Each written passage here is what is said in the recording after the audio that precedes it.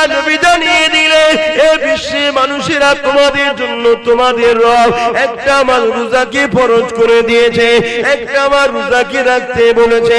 আল্লাহর কোরআনও আমাদেরকে জানিয়ে দিয়েছে রোজাদারের জন্য রোজা রাখা ফরজ হয়ে গেছে। এবং এই রোজা এমন একটা নিয়ামত, as-sawmu li wa ana biya, আমার আল্লাহ জানিয়ে দিলেন রোজাদারদের জন্য সবথেকে বড় খুশির খবর এটা। আল্লাহ বলছে রোজা হলো আমার খাস ইবাদত, আর আমি আল্লাহ কুদরতি হাতে রোজাদারকে পুরস্কার নিজে দেব।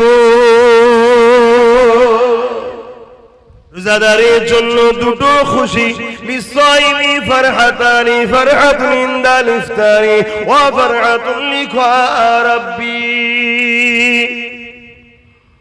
এ নওজওয়ানেরা, রোজাদাররা যখন ইফতার নিয়ে বসে, আল্লাহ পাক হাদিসে কুরসির মধ্যে জানায় এটা একটা রোজাদারদের জন্য বড় আনন্দ। আর একটা হলো রোজাদারদেরকে আল্লাহ নিজের দিদার দেবেন বলেছে। এ যুবকেরা, তোমরা বাপেরা, আর এই রোজা কি ছাড়বেন না। এই রোজা এক মাস আসছে, রোজা রাখবে, আল্লাহকে খুশি করার জন্য রাখবে। কেন আল্লাহ বলেছে রোজা আমার খাস ইবাদত, নামাজ খাস ইবাদত বলেন, হজ খাস ইবাদত বলেন, যাকাত খাস ইবাদত বলেন, রোজাকে খাস ইবাদত বলেছে। সবটাই আল্লাহর জন্য। তবে রোজাটা কেন খাস বলেছে? নামাজের মধ্যে লোক দেখানো থাকতে পারে, নাও থাকতে পারে, না দেখানোটাই তো আল্লাহর জন্য। কিন্তু নামাজের মধ্যে লোক দেখানো থাকে, চল হুজুর বলছে একটু পড়ি, চল বিআই এসছে একটু পড়ি, না পড়লে লোক খারাপ বলবে তাই পড়ি, এখানে লোক দেখানো থাকতে পারে। কিন্তু কেউ শুকিয়ে শুকিয়ে থাকবে না, যদিও থাকে লুকিয়ে লুকিয়ে খেয়ে নেবে। কি আল্লাহ বা বড় দয়ালু, তবে তিনার কাছে নত হতে হবে। তিনি তোমার আমার জন্য অবশ্যই বড় মেহেরবান। এ দুনিয়ার মানুষ শুনে রেখে দাও, দুনিয়ার রাজা প্রজারা তারা আসামি খুঁজে বেড়ায়, তাদেরকে শাস্তি দেবে বলে, আর আমার আল্লাহ আসামিদেরকে ডেকে ডেকে ডেকে ডেকে বলে আমি তোদেরকে মাফ করে দেব। বুঝতে পারছেন মাইকের আওয়াজ? দুনিয়ার রাজা মহারাজারা আসামি খোঁজে শাস্তি দিবার জন্য, আর আমার আল্লাহ আসামি দেখে মাফ করার জন্য। জোরে বলুন সুবহানাল্লাহ।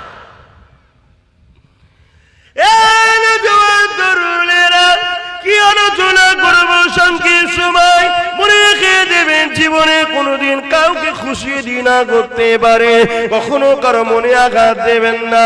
আল্লাহ সৃষ্টিকে কখনো জুলুম অত্যাচার করবেন না।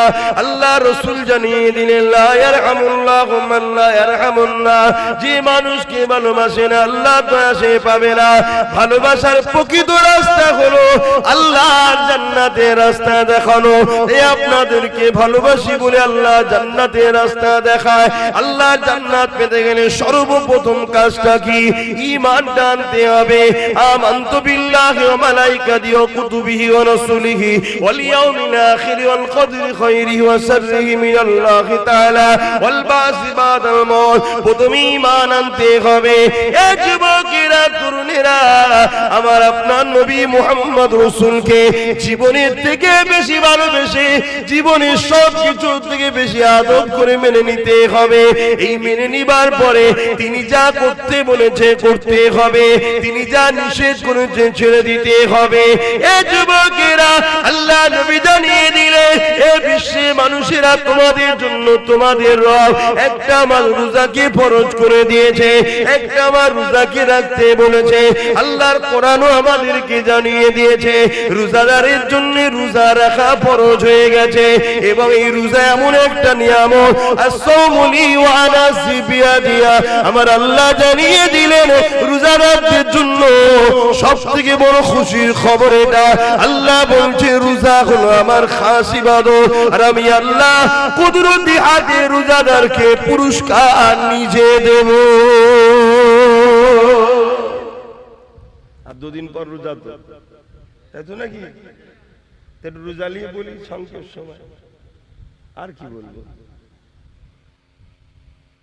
রোজা রাখেন আপনাদের ঘরের ছেলেরা সব? হ্যাঁ, যুবকরা রাখে তো, বোনেরা? আর না বাপ মা বলে এই বয়সে রাখিনি, রোগা হয়ে যাবি, এটা বলে নাকি?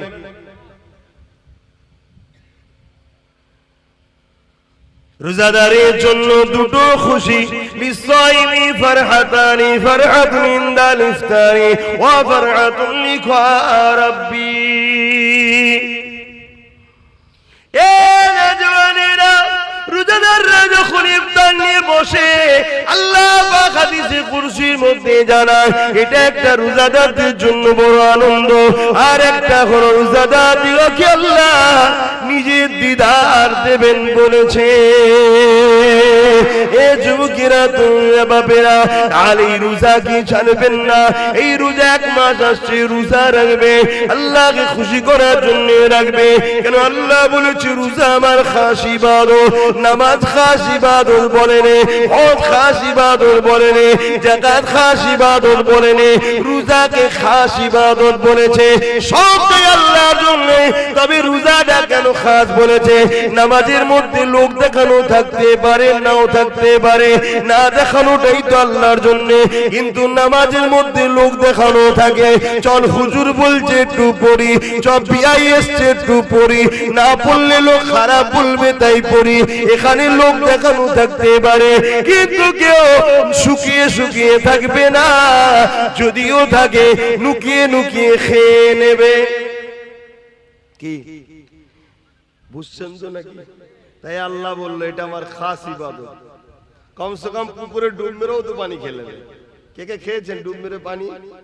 ছোটবেলায় খান না? কিন্তু রোজা ও আল্লাহর খুশির জন্য, তাই চোখের আড়ালে হয়ে গেল, সেই আল্লাহর জন্য সে রোজা রাখে। কিন্তু আজ বেঈমানের দলেরা, ইসলামের দুশ্মনেরা আমাদের ঘরে তো রোজা রাখাবার পরও বেকার করে ফেলছে রোজাগুলোকে। আপনারা সব এলাকায় রোজার পার্টি হয় নাকি? ইফতার পার্টি পার্টি করেন নাকি? ইফতার পার্টিতে যাওয়া হারাম, চলবে না। ইফতার মাহফিলে যাবেন, সওয়াবের কাজ। ইফতার মাহফিলের নেতৃত্ব দেয় উলামা হযরতরা, আর ইফতার পার্টির নেতৃত্ব দেয় ফাসিক, ফাজিল, হারামখোর, বেরোজাদাররা। কথা বুঝছেন না? বোঝেন না? কত পার্থক্য বুঝলেন? ইফতার মাহফিল হলে যাবেন, ইফতার মাহফিলে আলেমরা থাকে, তারা নেতৃত্ব দেয়। আর আলেমরা হলো রাসূলের ওয়ারিস, তারা নবীর এলেমের ওয়ারিস। নবী চলে গেছেন, যাওয়ার সময় বলে গেছেন যে আমি আলেমে হাক্কানীদের রেখে গেলাম, তোমরা এদের কাতারে থাকবে, এদের পিছনে থাকবে। আর এখন তো আলেমরা বাপ কিছুই বলতে পারে না। এটা আলেমদের দোষ অবশ্য, সবাই নয়, কিছু কিছু আলেম আছে এখনো বলে। কেন? তারা বিক্রি হয়নি, তারা নিজেদের গলায় এখনো মোহাম্মদ রসুলের বেল্ট পরিয়ে রেখেছে, তাই তাদেরকে কেউ টানতে পারে না। কিন্তু বেশিরভাগ উলামারা এখন কথা বলতে পারে না। কথা বুঝে আসছে? এই ইফতার মাহফিল হলে যাবে। তবে আমার যদি মসলা শোনেন বা আমাকে জিজ্ঞেস করেন আপনি কি করেন, সবথেকে উত্তম হলো এটা, সারাদিন রোজা রেখেছি যে আল্লাহর খুশির জন্য, সেই আল্লাহ আমাকে যা খুশি করে রুজি দিয়েছে হালাল, ওই রুজি থেকেই আমি ইফতার করব। আমি অন্য কারো পয়সা করতে রাজি না। অনেক জায়গায় আমাকে জোর করে রোজার মাসে নিয়ে যাবে বলে, আমি কোনো জায়গায় যেতে চাই না। এবার আমি একটা ইউনিট চালাই, একটা দল চালাই, আপনারা জানেন কি জানি না, ফুরফুরা শরীফ আহলে সুন্নাত ওয়াল জামাত বলে একটা অরাজনৈতিক সংগঠন চালায়। ওই সংগঠনের ব্যানারে কিছু ইফতার মাহফিল হয়। এবার আমাকে বলে হুজুর আপনি আসেন, দু কথা বলে দোয়া করেন। এবার সেখানে যদিও যায় আমি ইফতার বেঁধে নিয়ে যাই। তারা বলে কোনো চিন্তা নেই, আমি চিন্তার কোনো কারণে সতর্ক হতে হয়। আমি রোজা রেখেছি, আমি আমার পয়সা দিয়ে ভাবে ইফতার করবো, সারাদিন রোজা রেখার পরের পয়সা ইফতার করবো, ঠিক মন খুশি হয় না। আপনারাও করবেন। তাতে যদি আল্লাহ আপনাকে শুধু চিনি দিয়া শরবত খাওয়ায়, অতি খুশি আলহামদুলিল্লাহ বলেন যে আমার আল্লাহ আমার জন্য যেটা ভালো সেটা করেছে। তুমি তোমার নয়, তুমিও তোমার আল্লাহ। কোনটা তোমার বলো তো? এই কোনটা তোমার আছে নাকি? তোমার আল্লাহ, আমার আল্লাহ যদি আমাকে দুদিন শুকিয়ে রাখে, তাহলে আমি আমাকে শুকিয়ে রাখছি না, আল্লাহ তার সৃষ্টিকে শুকিয়ে রেখেছে। তা আল্লাহ যদি তার সৃষ্টিকে শুকিয়ে রেখে খুশি হয়, তা আমার মতে এত ব্যস্ত হয় কেন, এত বিপদ চেপে হয় কেন, এত টেনশন আমরা হই কেন? হ্যাঁ, নিজেকে কুরবান করে দাও আল্লাহর কাছে। আমি আবার কি, আমি বলে কিছু নেই, সবই আল্লাহর। এ চোখ আমার নয়, আল্লাহর সৃষ্টি। এ কান আমার নয়, আল্লাহর সৃষ্টি। এ হাত আমার নয়, আল্লাহর সৃষ্টি। এ পা আমার নয়, আল্লাহর সৃষ্টি। এ জবানে কথা আমার নয়, আল্লাহ দিয়েছেন, ব্যবহার করতে তাই করতে পাচ্ছি। কোনটা আমি তৈরি করিনি বাপ। তাহলে আমার খিদে লাগলে আমার আত্মা যে রূহ জান কষ্ট পায়, ওই জানটাকেও সৃষ্টি আল্লাহ করেছে। তাহলে ওই জানটা আমার যতটা আমি না ভালোবাসি, তার থেকে বেশি আল্লাহ তার সৃষ্টিকে ভালোবাসে। জোরে বলুন সুবহানাল্লাহ। বা ওয়াজ করতে গেলে সময় লাগে, আমি কিভাবে ওয়াজ করবো? এইভাবে হবে? কোন দিকে যাবো দিশে খুঁজে পাইনি, কখন এখানে একটু কখন ওখানে একটু বলে ফেলছি। তাই দরুদ শরীফ ওই দিকেও কম পড়ানো হলে একটু পড়ানো দরকার, সব হয়। কেন আমি জানছি দু কথা বলতেই পারবো না। যা তারপর এর মধ্যে থেকে একটাই কথা বলবো, জীবনে প্রতিটা মাকসাদ হবে আমার স্রষ্টাকে খুশি করা।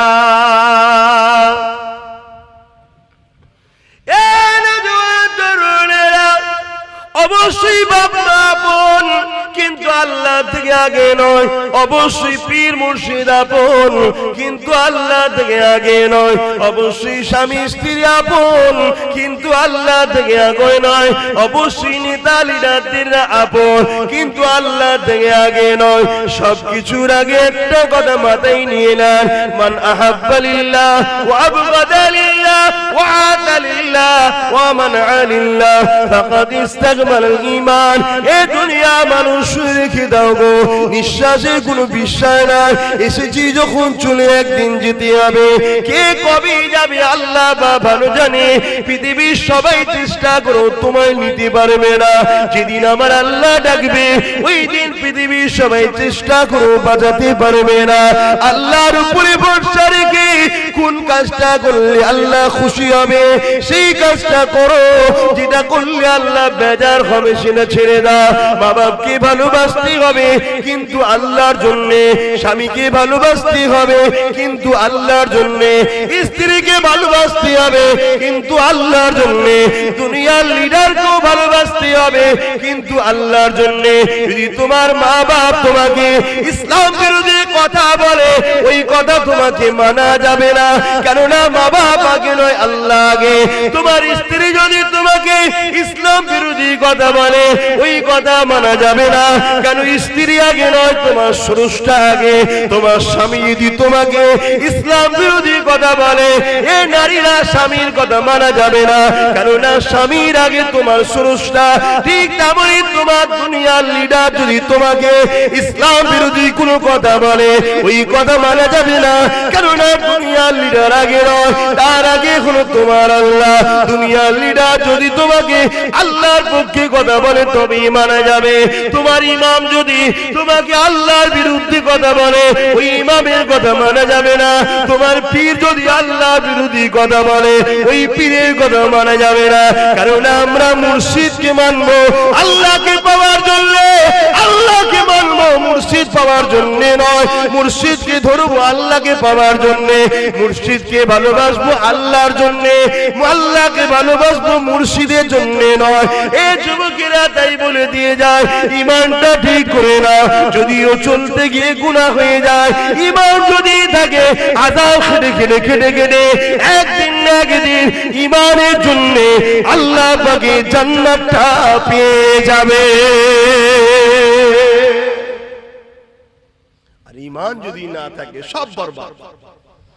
দাড়ি তোমায় নাজাত দেবে না, টুপি তোমায় নাজাত দেবে না, হজ তোমায় নাজাত দেবে না।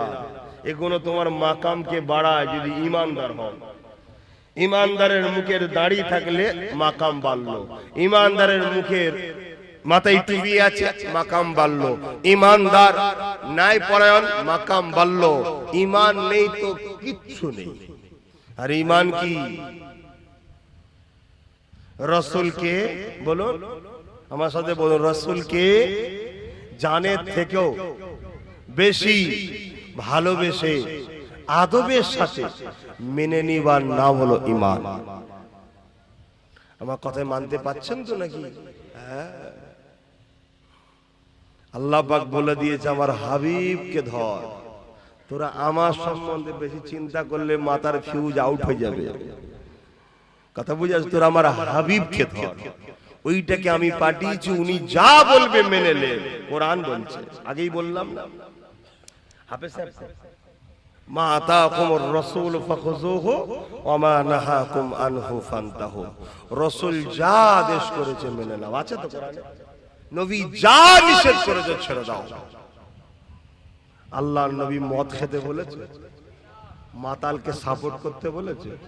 আল্লাহর নবী সুদ খেতে বলেছে, সুদকে সাপোর্ট করতে বলেছে। আল্লাহর নবী চুরি করতে বলেছে, চোরকে সাপোর্ট করতে বলেছে।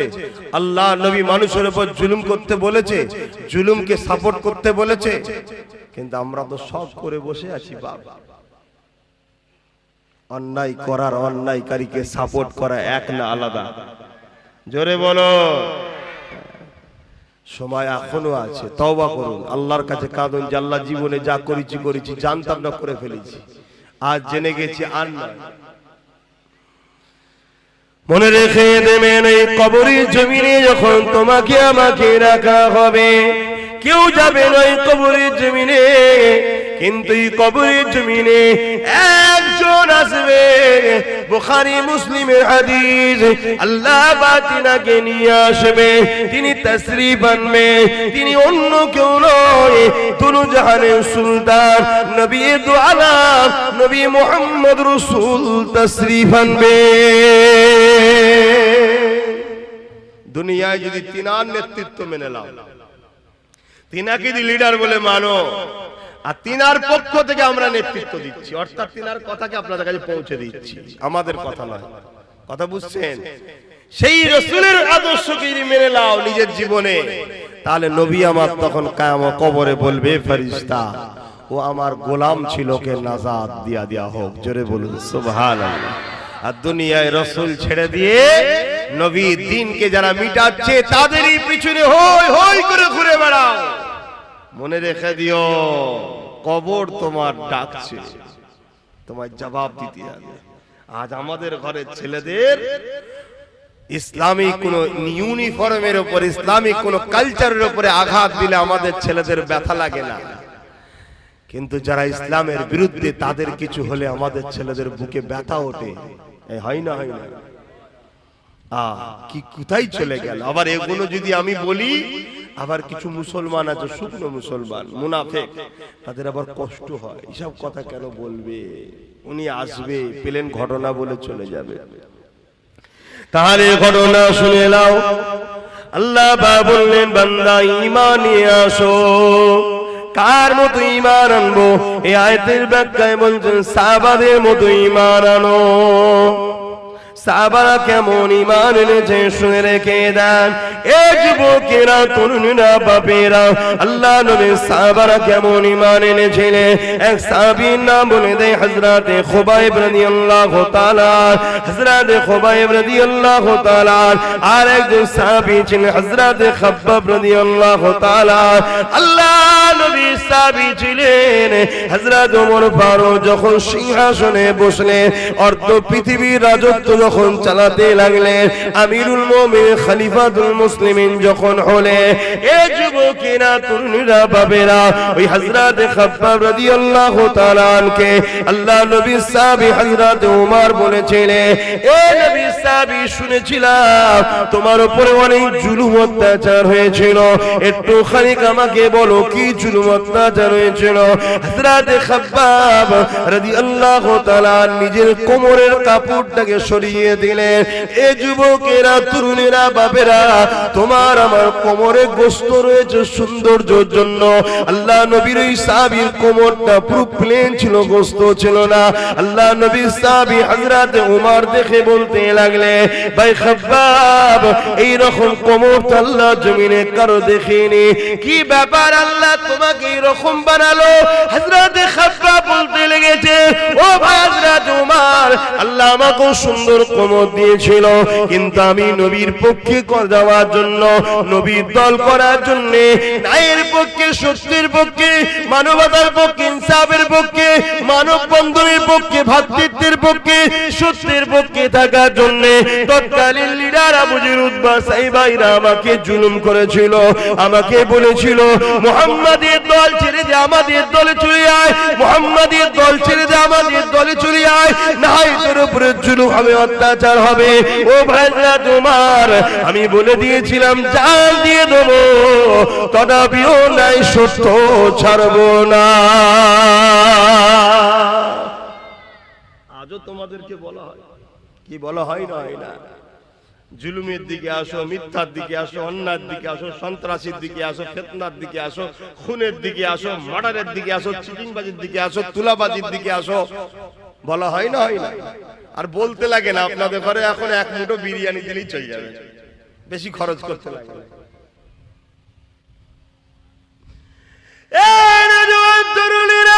হযরত খাব্বাব রাদিয়াল্লাহু তাআলা হুজুর আমার কাদিয়ার বলি ভাই উমর, আমি যখন তাদের কথা মানিনি, এই জন্য তারা আগুন তৈরি করেছিল, ওই আগুনের লাকড়ি তৈরি করে ওই আগুনের উপরে আমাকে হাত পা পেলে বসিয়ে দেওয়া হতো।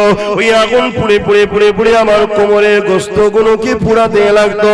আগুন কোমরের গোশতগুলো থেকে রস বাহির হতো, আগুনটা নিভিয়ে যেত, আবার সাইডে বসিয়ে আবার আগুন তৈরি করতো, আবার বসিয়ে দিত। এইভাবে পোড়াতে পোড়াতে পোড়াতে পোড়াতে পোড়াতে আমার কোমরের গোশতগুলো আগুনে সব খেয়ে ফেলেছে। ভাই ওমর আবার মুখে লটকে গরম করে ছেঁকা দিয়া হতো, আর বলতো মুহাম্মদকে ডাকবি না, আল্লাহকে ডাকবি না। এ যুবকেরা, তরুণীরা, আব্বারা, তাদের মতো ঈমান আনতে হবে। কোরআন বলছে আমাদের ঈমান কোথায় রয়েছে দেখো। এ যুবকেরা, তরুণীরা, বাপেরা, আজ আমরা তাদের মতো ঈমান আনতে পেরেছি কি ভাবো? নাই নাজাত পাবেন না, আখিরাতটা বড় কঠিন হবে। কি ভাবছেন, কি করছেন আমি জানি না। যদি কারো মনে হয় যখন হবে তখন দেখবো, কি দেখবে যুবক? চুলের থেকে সরু, হিরের থেকে ধার, একটা রাস্তার উপর দিয়ে যেতে হবে, পুলের উপর দিয়ে। পুলের ওই দিকটা যে জান্নাত, তলায় আছে জাহান্নাম। আল্লাহ বলবে যারা জান্নাতে যেতে চাও যাও, ওই পুলটা কিন্তু পার করতে হবে। ওই পুলটা পার করতে গেলে দুনিয়ার ঘুষ দিয়ে আমাদের চলে যাচ্ছে, দুনিয়ায় মার্ডার করার পর বাইরে বাইরে ঘোরা যাচ্ছে, কেননা নেতার হাত থাকলে সব জায়গায় হয়ে যাচ্ছে। কিন্তু এই পুলটা পার করতে গেলে কোনো ঘুষ চলবে না, কোনো দাদাগিরি চলবে না। ওই পুলটা পার করতে গেলে ঈমান লাগবে, ঈমান লাগবে। কেমন ঈমান? সাহাবাদের ঈমান যেমন ছিল, একদিকে হারাম তোমাকে ডাকছে, একদিকে হালাল তোমাকে ডাকছে, একদিকে শয়তান তোমাকে ডাকছে, একদিকে রাসূলের গোলাম আব্বাস তোমাকে ডাকছে, বা আলেম ওলামারা তোমাকে ডাকছে। এ বাপেরা, নওজোয়ান তরুণেরা, তোমাদেরকে ডিসাইড করতে হবে আমি রাসূলের দলে যাব না ইবলিসের দলে যাব। কারণ পৃথিবীর জমিনে দুটো দল আছে, একটা রহমান আল্লাহ পাকের দল, আর একটা হলো ইবলিসের দল। আল্লাহ দলের পক্ষে 1 লক্ষ মতান্তর, 2,24,000 নবী রাসূল এসেছে, আখরি নবী মুহাম্মদ রাসূল এসেছে। সেই নবীরা বর্তমানে নবী পাকের পক্ষ থেকে নবীর ওয়ারিসরা রয়েছে। কারণ নবী আমার বিদায় নিবার সময় বলে গিয়েছিলেন, বাবারা শুনে রেখে দাও, আমি নবী তোমাদেরকে 3টে জিনিস রেখে গেলাম, 2টো নয় 3টে। প্রথম নম্বর হলো কিতাবুল্লাহ, আল্লাহ পাকের কিতাব। দ্বিতীয় নম্বর সুন্নাতে রাসূলি, আমার সুন্নাত। 3 নম্বর হলো আহলে বাইতি, আমার পরিবার, আমার খানদান। তাই মিশকাত শরীফে আব্দুল্লাহ ইবনে আব্বাস রাদিয়াল্লাহু তাআলা হাদিসটা বললাম, হযরত ওমর ইবনে আব্দুল্লাহ হুজুরের হাদিসটা বললাম। কি নবী আমার জানিয়ে দিলে, এ আমার মাননেওয়ালারা, তোমরা ইদিক উদিক করো না, কেননা আমার খানদানের হাতে কিয়ামতের সেই দিন পর্যন্ত 2জন যদি আমার বংশে থাকে, তার মধ্যে একজনের হাতে আমার ঝান্ডা থাকবে।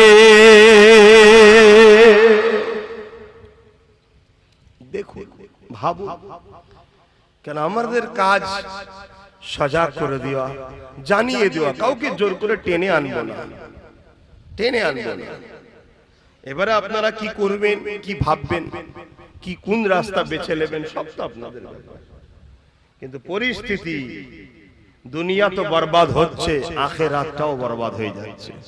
আসুন আমাদের কাছে, দুনিয়াও পাবেন আখিরাতও পাবেন ইনশাআল্লাহ। আল্লাহ নবী জানিয়ে দিলেন, বাবারা বেশি বেশি করে কিয়ামতের জন্য চিন্তা করো বাবা। সাহাবা হুজুররা বলেন, ইয়া রাসূলুল্লাহ হাবিবাল্লাহ, হুজুর আপনি কিয়ামতের জন্য বারবার কেন বলেন? কিয়ামত হবে তো নাকি? কবে হবে? আমার দাদুকে কেউ দেখেছেন ছোট হুজুর পীর কেবলাকে কিয়ামতের কথা বলতো? তো আমার বাপও এসে বলে কিয়ামতের কথা, আমিও বলছি, তার বাপ বলেছে, তার বাপ বলেছে, এসব মৌলভী সাহেবদের বানানো না? হবে? আল্লাহর কোরআন জানায়, ইযা ওয়াকাতিল ওয়াকিয়া লাইসা লিওয়াকাতিহা কাযিবা। এটা এমন একটা ঘটনা যেটা অবশ্যই ঘটবে, যার মধ্যে কোনো মিথ্যা নাই। কোরআন যখন বলেছে কিয়ামত হবে, অবশ্যই হবে। কেন? কোরআন এমন একটা কিতাব পৃথিবীর জমিনে, জালিকাল কিতাব লা রাইবা ফি। কোরআন চ্যালেঞ্জ দিয়ে দিয়েছে, পড়বি পরে, মানবি পরে, আগে বিশ্বাস করলেই সেই কোরআন, যার মধ্যে ভুল তো দূরের কথা, কোনো সন্দেহ নাই। সেই কোরআন যুগে যুগে এই মানুষ জাতিকে বাঁচাবার জন্য মহান স্রষ্টা দুটো করে জিনিস পাঠিয়েছে, একটা কিতাব আর একটা হলো কিতাব বোঝানোর জন্য নবী রাসূল পয়গম্বর, পথ প্রদর্শক, আওতার, মেসেঞ্জার। 104টে কিতাব। কটা? একটু শিখে নাও, কটা মুখ দিয়ে বলো। তার মধ্যে 100টা হলো চটি ছোট কিতাব, আর 4টে হলো বড়, তাওরাত, জাবুর, ইনজিল আর কোরআন শরীফ। আর 1,00,000 মতান্তর 2,24,000 নবী রাসূল এসেছে এই কিতাবগুলোকে শিখাবে বলে। শত শেষ নবী রাসূল হলেন মুহাম্মদ সাল্লাল্লাহু আলাইহি ওয়াসাল্লাম। তিনি যতটা আমার, ততটা আপনাদের, ততটা হিন্দু, দলিত, আদিবাসী, সাঁওতাল, বাগদি, ডোম, মুচি যা আছে পৃথিবীতে সমস্ত মানুষের জন্য উনি পথ প্রদর্শক, মেসেঞ্জার, রাসূল, আখিরি আওতার, আখিরি পয়গম্বর হয়ে এসেছেন। জোরে বলুন সুবহানাল্লাহ। এবং কোরআন শরীফ হলো সর্বকালের সর্বশ্রেষ্ঠ আখিরি আসমানি চূড়ান্ত ফয়সালার গ্রন্থ আল কোরআন শরীফ। জোরে বলুন সুবহানাল্লাহ। সেই কোরআন বলছে কিয়ামত হবে, অতএব হবে। কবে হবে? আল্লাহ, আল্লাহর রাসূল ভালো জানে। তবে মুহররমের 10 তারিখ কিছু কিছু নমুনা রাসূল বলেছেন, যেমন জুম্মার দিন হবে, এগুলো দিয়ে গেছে। তবে আলামত রাসূল যে 70টা বলেছে কিয়ামতের, তার মধ্যে 65টা আলামত ঘটে গেছে। 2023 এর মধ্যে আরো 2-3টে ঘটে যাবে। কথা বুঝে আসে ইনশাআল্লাহ। 2023টা পৃথিবীর মানুষের কাছে বড় একটা বিপদের বছর হবে। অনেক কিছু ঘটবে 2023-এ। বেশিরভাগ কিতাব এবং যা ভবিষ্যৎবাণী আমার দয়ার নবী করে গেছেন, তা থেকে যতটা আমাদেরকে আল্লাহ শিখিয়েছে সেই অনুযায়ী। আর মুহাম্মদ রাসূল যা বলেছে, একটা কথা চুল পরিমাণ লড়ে না, হুবহুব হয়। জোরে বলুন সুবহানাল্লাহ। কেন হয়? মুহাম্মদ রাসূলকে তিনি বলতে বলেছেন যিনি করেন, অর্থাৎ মহান স্রষ্টা আল্লাহ শিখিয়েছেন। জোরে বলুন সুবহানাল্লাহ। সেই নবী আবার জানিয়েছেন কিয়ামত অবশ্যই হবে। কিয়ামতের দিনটা কত কঠিন দিন হবে। আল্লাহ নবী সাহাবাদেরকে জানালেন, মাথার এক বিগদা ইখতিলাফাত করে আল্লাহ পাক এই সূর্যকে নামিয়ে দেবে। এই সূর্যের বর্তমান 1 গুণ তাপ রয়েছে, সেদিন 12 গুণ তাপ বেড়ে যাবে। এখন লক্ষ কোটি মাইল দূরে সূর্য রয়েছে, সেদিন মাথার এক বিগদা ইখতিলাফ, এক হাত করে সূর্যকে নামিয়ে দেবে। মাথার খিনগুলো নাক দিয়ে গুনে গুনে ঝুরে ঝুরে পড়তে লাগবে। ওই কিয়ামতের দিনটা তো কঠিন দিন হবে। এ যুবকেরা বোনেরা শুনে খেয়ে দাও, ওই দিন দেখা যাবে নবী আমার জানান এমনও বাপ পাওয়া যাবে নিজের ছেলেকে জমিনে শুইয়ে দিয়ে তার বুকের উপরে পা দিয়ে দাঁড়িয়ে যাবে। এমনও ছেলে পাওয়া যাবে নিজের বাপকে জমিনের উপরে শুইয়ে দিয়ে তার বুকের উপরে পা দিয়ে দাঁড়িয়ে যাবে। এমনও মেয়ে পাওয়া যাবে নিজের মাকে জমিনে শুইয়ে দিয়ে তার বুকের উপরে পা দিয়ে দাঁড়িয়ে যাবে।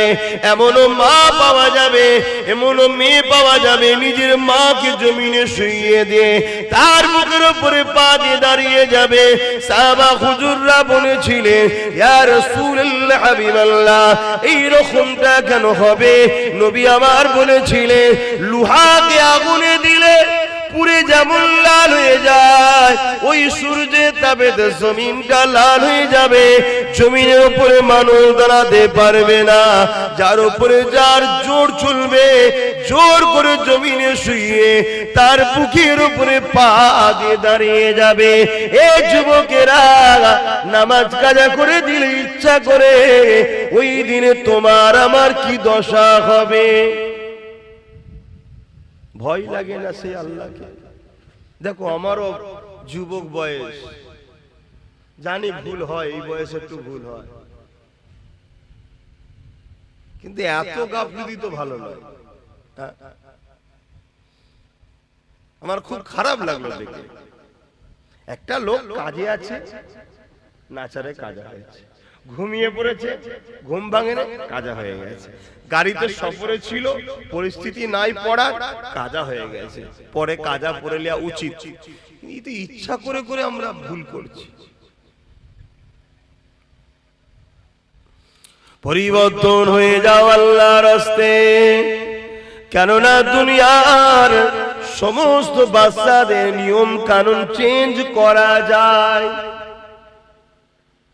আন্দোলনের চোটে, লড়াইয়ের চোটে, মারপিট করে সব কিছুকে প্রতিরোধ করা যায়, কিন্তু মহান স্রষ্টা রব্বুল আলামিনের নিজামকে, কানুনকে কখনো পাল্টানো যাবে না।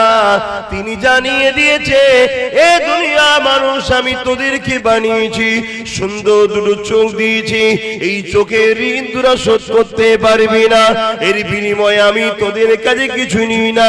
দুটো কান দিয়েছি, কানের কথা শুনবি, এই কানের ঋণ তোরা শোধ করতে পারবি না, এর বিনিময়েও আমি কিছু নিই না।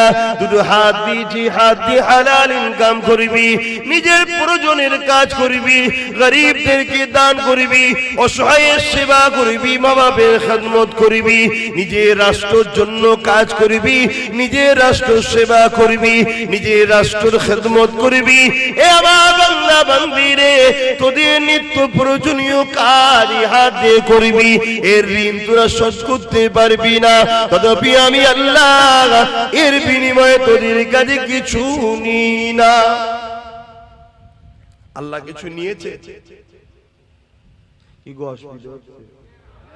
জিজ্ঞেস করলে সারা দেবে, বেজার হচ্ছে, বকছি বলে মনে কষ্ট হচ্ছে। আমরা বকবো না তো বকবে কারা? বকার ক্ষমতা তো আমরাই রাখি, কেন আমরা তোমার নবীর খানদানের ছেলে, আমরাই বকতে পারি তোমাদের ঘরে, অন্য কারো অধিকার নেই তোমাদের দিকে চোখ তুলে তাকাবে, ঠিক না বেটি? কিন্তু দুঃখের বিষয় তোমরা আমাদের ঘরে ধরা দিও না বলে যারা তোমাদের জুতো বওয়ার উপযুক্ত নয় তারা তোমাদের ঘরে এখন গলায় বেল দিয়ে ঘোরাচ্ছে। কথা বুঝে আসছে? হ্যাঁ, পৃথিবী বিখ্যাত ধনী কিন্তু কাফের, ঈমান নাই। আর সবথেকে গরিব পৃথিবীর রাস্তায় পড়ে থাকে কিন্তু ঈমান আছে। ওই পৃথিবী বিখ্যাত ধনী ওই জুতো বড় উপযুক্ত নয়, কারণ ওর ঈমান আছে। জোরে বলুন সুবহানাল্লাহ। ঈমান এমন একটা সম্পদ, কিন্তু বাপ তোমরা তো গুরুত্ব বোঝো না। তোমরা বোঝো ঝালমুড়ি, 2000-এর নোট, এইটাই সবকিছু, এটাই বোঝো তোমরা, তাই তো নাকি? এই চোখের মূল্য কত হবে? হ্যাঁ, দুটো চোখের মূল্য কত হবে দিতে পারবেন? এই যে কানে কথা শুনতে পাচ্ছেন, এর মূল্য দিতে পারবেন? দুটো হাত, দুটো পা, কিডনি, হার্ট, নিঃশ্বাস, এই করোনা কিছু কয়েক মাস আগে গেল, সব নাকি জান ধরপড় করছে, বলছে নিঃশ্বাস নিতে পারেনি, খেচে খেচে উঠে পড়ছে ধরপড় করে। কি হলো রে বাবা? বলছে দম নিতে পারেনি। তাও মনে পড়েনি আল্লাহর কথা যে হারে তিনি কত দয়ালু, কত সুন্দর আমায় নিঃশ্বাস টানাচ্ছে, নিঃশ্বাস বার করাচ্ছে। এ তো আল্লাহ পরীক্ষা করার জন্য দেয়। যে তকদিরওয়ালা হবে ওই ঝটকা খেয়ে পরিবর্তন হয়ে যায়, আর যে কপাল ফাটা ঝটকা খেয়েও বিহায়া হয়ে থাকে তাকে আল্লাহ একেবারেই সাইজ করবে কবরে নিয়ে যেয়ে। আর যাকে দুনিয়ার বুকে হয়তো গাফিল হয়ে গেছে, ভুল করে আছে, আল্লাহ একটু ঝটকা দেয়, ওর ঘটটা এসে যায়, সত্যি তো ভুল করছিলাম, ও ফিরে চলে আসে। এই জন্য আল্লাহ মাঝে মাঝে ঝটকা দেয়। কথা বুঝে আসছে? বিমার হলে যদি আপনি আল্লাহকে বেশি ডাকেন, জানবেন ওই বিমারটা আপনার জন্য আল্লাহর পক্ষ থেকে রহমত। জোরে বলুন সুবহানাল্লাহ। আর বিমার হওয়ার পর দেখছেন পাগলামি বেড়েছে, জানবেন গজব হচ্ছে, শাস্তি হচ্ছে। ধন দৌলত টাকা পয়সা পাওয়ার পর আপনি দান খায়রাত করছেন, মসজিদ বানাচ্ছেন, মাদ্রাসা করছেন, গরিব ছেলে মেয়েদের বিবাহ দিচ্ছেন, আল্লাহর সৃষ্টির সেবা করছেন। অন্য ধর্মের অমুসলিম হলো যদি কেউ গরিব আপনার কাছে আসে, তাকে সাহায্য করছেন, আর করছেন, হেল্প করছেন, ভালো কাজ করছেন। গান বাজনা যাত্রায় উড়ান নে, ওটা করেন নে, ভালো রাস্তায় খরচ করছেন, জানবেন এই ধন দৌলত আপনার জন্য ভালো রহমত। আর টাকা পাওয়ার পর আপনি ফাংশনে দিচ্ছেন, যাত্রায় দিচ্ছেন, ভুল রাস্তায় দিচ্ছেন, জানবেন এই টাকা আপনার জন্য গজব, জাহান্নামে নিয়ে যাচ্ছে। ফেরাউনের মতো বাদশা কেউ হতে চান? আরে পৃথিবীর বাদশা হবেন না? কেন শখ নেই? পৃথিবীর বাদশা। একটা প্রধান হওয়ার জন্য এত মারপিট করছেন, এমএলএ হওয়ার জন্য এত মারপিট করছেন, পৃথিবীর রাজা হবেন না আপনারা? শখ নেই? না, ফেরাউনের মতো হব না। কেন? ও জাহান্নামী কাফের। ঠিক না বেটি? আমাদের ঘরে আল্লাহ যদি বাদশা করে, ফারুকে আজমের সুন্নাত অনুযায়ী করুক। বলুন আমিন। আর যদি গরিব করে, আল্লাহ হযরতে আলীর মতো যেন গরিব করে। জোরে বলুন সুবহানাল্লাহ। তাহলে আমাদের উদ্দেশ্যটা কি? দুনিয়া না আখিরাত? জোরে বলুন। তাহলে দুনিয়া ছাড়া কি আখিরাত পাওয়া যাবে? দুনিয়ার মধ্যে দিয়েই তো আপনাকে আখিরাত খুঁজতে হবে। দুনিয়ায় আপনাকে কাজ করতে হবে আখিরাতের কাজগুলো। আপনি একটা অফিসে চাকরি করেন, অফিসের চাকরি করছেন, আপনাকে 8 ঘন্টা সময় দেওয়া হয় যে এই কাজগুলো করে দিলে তারপর আপনাকে মাইনেটা দেওয়া হবে। আপনি যদি 8 ঘন্টা কাজ কাম না করে বেকার কাটিয়ে দেন, মাইনে পাবেন? তা আপনাকেও দুনিয়া একটা অফিস মনে করুন। পুরো পৃথিবীটা, এই পৃথিবীতে আপনাকে আপনার মালিক আল্লাহ। এই পৃথিবীর অফিসের মালিক কে? আল্লাহ। তিনি কিছু কাজ দিয়েছে, নামাজ, রোজা, হজ, যাকাত, দান, খায়রাত, বড়দের সম্মান করা, ছোটদেরকে স্নেহ করা, মা বাপকে ভালোবাসা, হারাম না খাওয়া, সুদ না খাওয়া, মদ না খাওয়া, জেনা না করা, ব্যভিচারী না করা, অন্যায়কে সাপোর্ট না করা, অন্যায়ের বিরোধী করা, ন্যায়ের পক্ষে থাকা। আল্লাহর কোরআন বলছে কুনতুম খায়রা উম্মাতিন উখরিজাত লিন-নাসি তা'মুরুনা বিল মা'রুফ ওয়া তানহাউনা আনিল মুনকার। তোমরা শ্রেষ্ঠ উম্মত, তোমরা মানুষকে ভালো কাজের আদেশ দেবে, খারাপ কাজের বিরোধী করবে। ক্ষমতা থাকলে হাত দিয়ে প্রতিরোধ করো খারাপ কাজের, ক্ষমতা নেই মুখ দিয়ে প্রতিরোধ করো, ক্ষমতা নেই অন্তর থেকেও খারাপ কাজকে ঘৃণা করতে হবে। এই টোটাল জিন্দেগি তোমরা কাটিয়ে কাজ করে যখন যাবে, আল্লাহ তোমাকে পারিশ্রমিক দেবে কি? দয়ার জান্নাত ও তিনার দিদার। জোরে বলুন সুবহানাল্লাহ। আর যদি এটা করে না যাও, যেমন 8 ঘন্টা বেকার কাটিয়ে ফেলেছো, মাইনার পাবে না, ওখানেও কিছু পাবে না, কিন্তু তোমাকে নিয়ে রাখবে কোথায়? বেকার তো রাখার জায়গা নেই, নিজের জাহান্নামে নিজে পিছাই হবে। আর জাহান্নামীদের যখন পিপাসা লাগবে, কি খাওয়াবে? জাহান্নামীর পাত্রেতে রক্ত আর পুঁজ টকবক করে ফুটানো। বলো নাউজুবিল্লাহ। তো এইগুলো কি মনে হয় না যে আমাদের কি হবে? আমি তো বিরাট টেনশন করি, আল্লাহ আমার কি হবে, আল্লাহ আমার কি হবে। যদি আল্লাহ বলে আপনার তোকে পছন্দ নয়, তোর নামাজ আমার ভাল লাগে না, তোর রোজা আমি লোব না, তোর ইবাদত আমার, তোর কাজ কাম আমার পছন্দ হয় না, তো গেল তো কি গো। দুনিয়ায় অনেককে কাজ লিজে দাও না মহাজনকে, জরির কাজ হোক, কিছু জামার কাটিং এর কাজ হয়, জানেন না? মহাজন যদি বলে এ কাজটা পছন্দ হয় না, জালি যা, আমার আল্লাহর কাজ করে যদি যায়, আর আল্লাহ যদি বলে তোর নামাজে মজা ছিল না, তুই অনেকক্ষণ ধরে সেজদা দিসনি, দীর্ঘদিন তাসবিহ পড়িনি, নামাজের সময় সারা দুনিয়া ঘুরে বেড়াতিস, কি নামাজে মনে পড়ে না পড়ে না? হ্যাঁ। আর আল্লাহ যদি বলে আব্বাস তোর ইবাদত আমার পছন্দ নয়, আমার কি হবে? আমার বাপ বাঁচাতে পারবে? আমার মা, পৃথিবীর কেউ বাঁচাতে পারবে? কাদের ভরসায়, কি খেয়ালে, কি ঘোরে আছো আমাদের ঘরের ছেলেরা? এই জন্য জলসা দিয়ে হয়। আজ থেকে তওবা করো, আগামী যতদিন বাঁচবে, একদিন হোক আর 1 বছর হোক আর 100 বছর হোক, মাকসাদ একটাই করো, আল্লাহকে খুশি করব, নবীর হুকুম মেনে চলবো, দ্বিতীয় কোনো কিছু বুঝি না। কথা বুঝে আসছে? নবীর কথা যে বলবে তার সাথে থাকবে। ইমাম বলছে ইমামের সাথে, পীর বলছে পীরের সাথে, মুর্শিদ বলছে মুর্শিদের সাথে, মুফতি বলছে মুফতির সাথে। আকীদা ঠিক করো, কিন্তু উদ্দেশ্য একটাই হবে আল্লাহর জন্য, আল্লাহর জন্য। আর মা আতাকুমুর রাসূল ফাখুযুহু ওয়া মা নাহাকুম আনহু ফান্তাহু। নবী যা আদেশ করেছে মানবো, নবী যা নিষেধ করেছে ছেড়ে দেবো। কি গো পারবে না? প্রতিজ্ঞা করো আমার সোনার ভাইরা। হয়তো তুমি কালকে যাওয়ার পরে ভুলে গেছো, হঠাৎ করে মনে পড়লো, হ্যাঁ এই কাজ করলে তো আল্লাহ নারাজ, উঠে চলে আসো, উঠে চলে আসো। একবার যদি আল্লাহর ভয়ে কোনো পাপ কাজ থেকে ফিরে আসতে পারো, আমার আল্লাহ তোমাকে একটা নয় 2টো জান্নাত দেবে। জোরে বলুন সুবহানাল্লাহ। সূরা রহমানের মধ্যে আল্লাহ পাক বলছেন, ওয়ালিমান খাফা মাকাম রাব্বিহি জান্নাতান। যারা আল্লাহকে ভয় করে আমার আল্লাহ তাদেরকে 2টো জান্নাত দেয়। জোরে বলুন সুবহানাল্লাহ। পারবে না জিন্দেগিতে?